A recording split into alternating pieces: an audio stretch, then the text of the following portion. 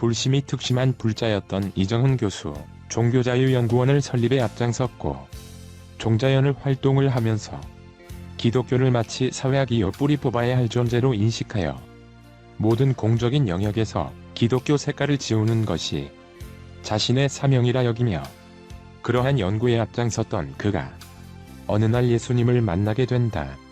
지금도 종자연에 속한 사람들은 종교의 자유를 위한 연구와 NGO 활동을 하며 자신들은 선한 일들을 한다고 생각한다. 종자연은 겉으로는 종교의 자유를 보장하는 것이지만 그 안의 속뜻은 모든 공적인 영역에서 기독교 색깔을 지우고 기독교의 잘못된 점을 비판하고 홍보하는 수단으로 사용하는 것입니다. 이렇게 기독교의 잘못된 점을 파헤쳐 비판하면 자신들은 마치 의인이나 선한 사람들인 것처럼 착각 속에 빠지게 만든다는 것이다. 다원주의 세계관 속에서 예수만 진리다라는 태도는 무례한 짓이다.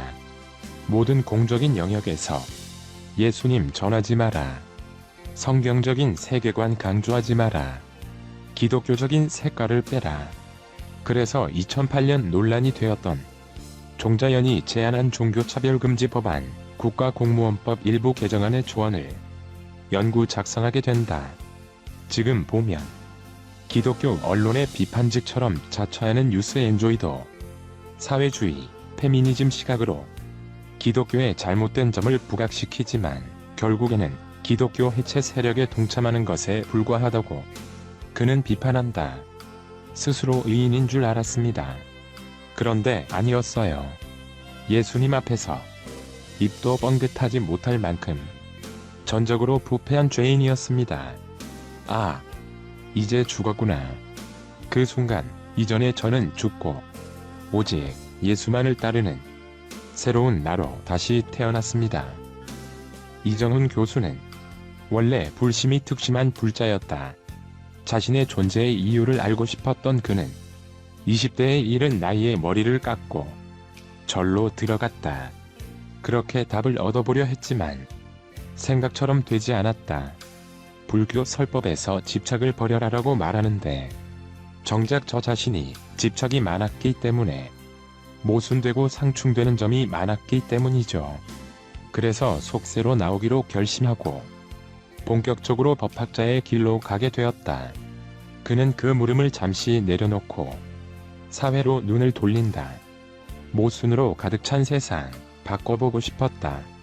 법철학을 공부하면서 한국 사회를 개혁하려면 사회주의화해야겠다는 생각을 가지게 되었습니다.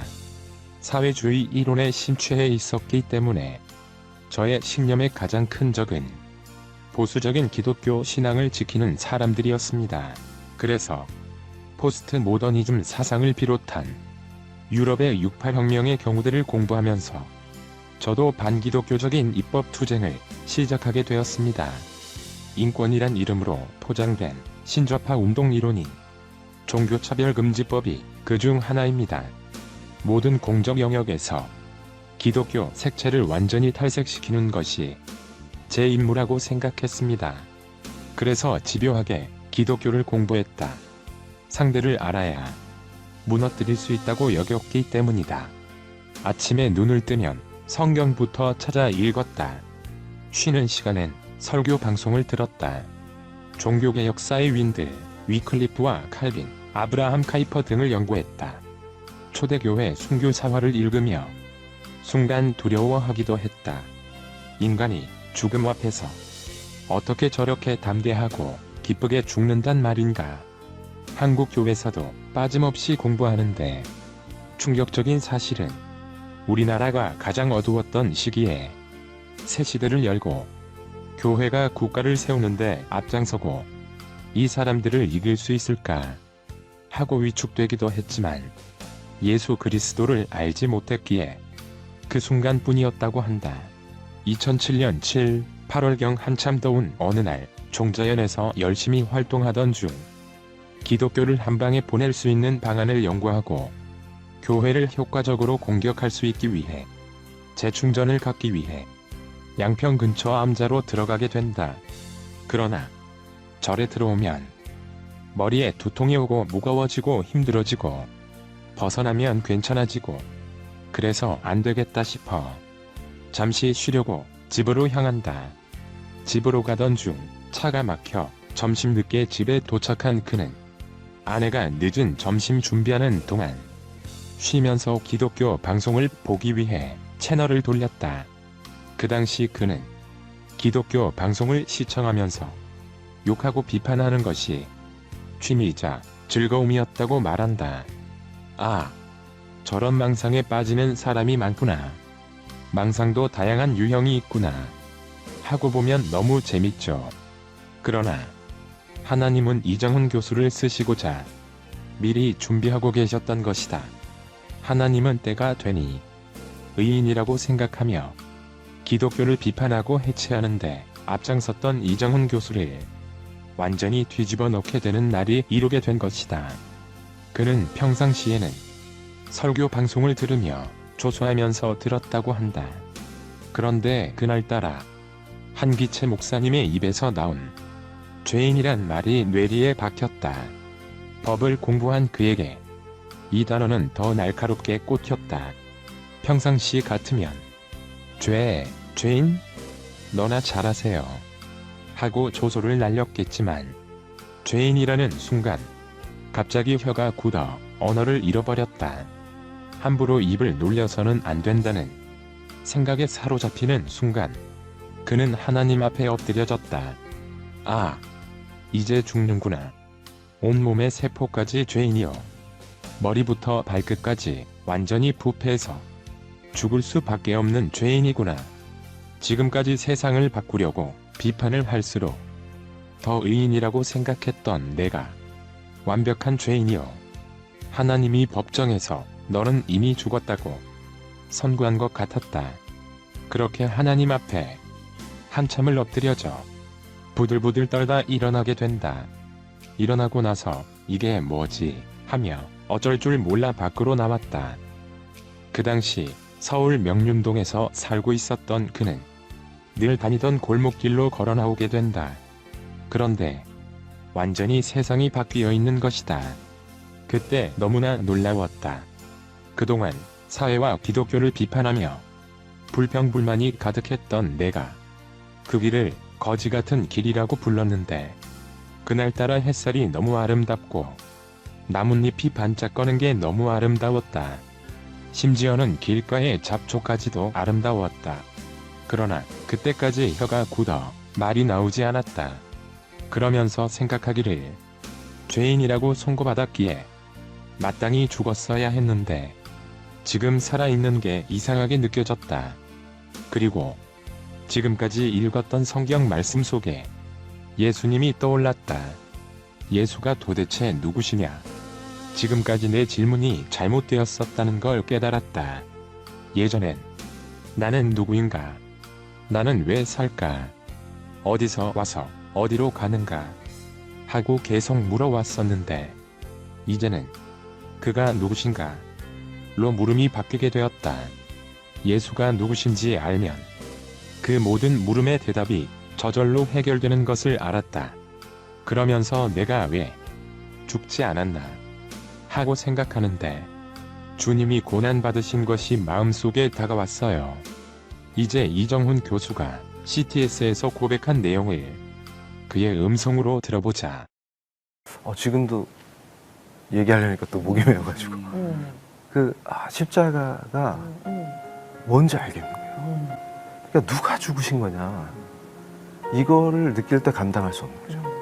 도대체 누가 죽으신 거냐, 이분이 누구시냐. 그러니까 완전하시고 거룩하신 창조주신데 이분이 어떻게 나같이 더러운 자를 위해서 그 고난을 다 겪으시고 십자가에서 죽으시냐. 그러니까 그 사랑이 감당할 수가 없는 거예요. 그러니까 주님 어떻게 저처럼 더러운 죄인을 위해서 그 거룩하신 창조주가 죽으실 수가 있습니까? 당신은 누구십니까? 왜 저를 사랑하십니까? 이게 너무 북받치는 거죠. 그래서 이제 다시 말할 수 있게 되니까 나의 주 나의 하나님, 그래서 그게 생각나요. 그 옷자국난 손을 같이 만져주시는 거. 그래서 당신을 사랑합니다. 제가 지금부터 영원까지 당신을 따르고 싶습니다. 당신은 저의 주님이십니다.